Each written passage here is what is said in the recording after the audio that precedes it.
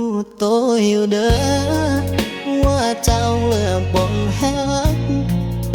แต่ใจมันยังจื้อคำเว้าแม้ว่าเจ้าสิกลายเป็นของเขาแต่ใจอ้ายยังหักเจ้าคือเก่าสิให้ลืมได้จังใดในเมื่อใจมันยังเจือ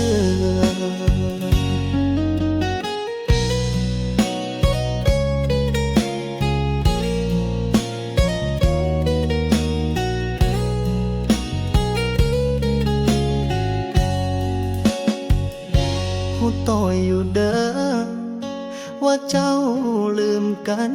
แล้ว เห็นเจ้ากับเขาแนบแนวอายก็ทำใจ แต่บ่แม่นง่ายเลย ที่สิบ่มีน้ำตา คนเคยเว้าเคยว่า อยู่ดีๆสิลืมกันง่ายแท้อายก็พยายามแล้ว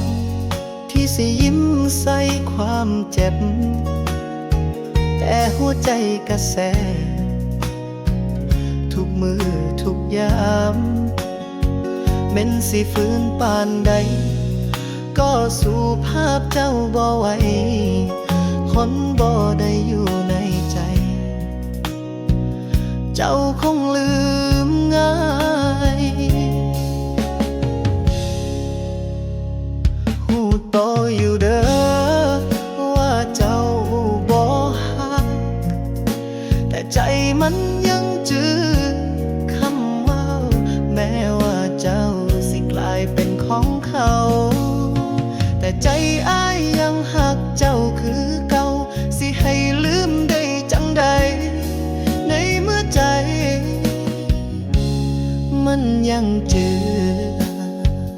บ่ได้ขออย่างไรแค่อยากได้อ้อมกอดก่อนที่เจ้าสิถอนใจออกจากอ้ายบ่ได้อยากขวางทางเฮ็ดได้แค่ยืนเบิ่งเห็นเจ้ากับเขาอยู่ใกล้น้ำตาก็ไหลออกมาก็เข้าใจดีว่าความฮักมันบ่ได้อยู่ฝ่ายเดียวแต่ใจมันเกี่ยวอยู่แต่กับเจ้าสิผ่านไปจักกี่ปีอ้ายก็ยังคือเก่าอยู่กับความเหงาบ่ได้ลืมเจ้าเลยหูโตอยู่เด้อว่าเจ้าบ่ฮักแต่ใจมันยังจื้อคำเว้าแม้ว่าเจ้าสิกลายเป็นของเขาแต่ใจอ้ายยังหักเจ้าคือเก่าสิให้ลืมได้จังใดในเมื่อใจมันยังจื้อใจ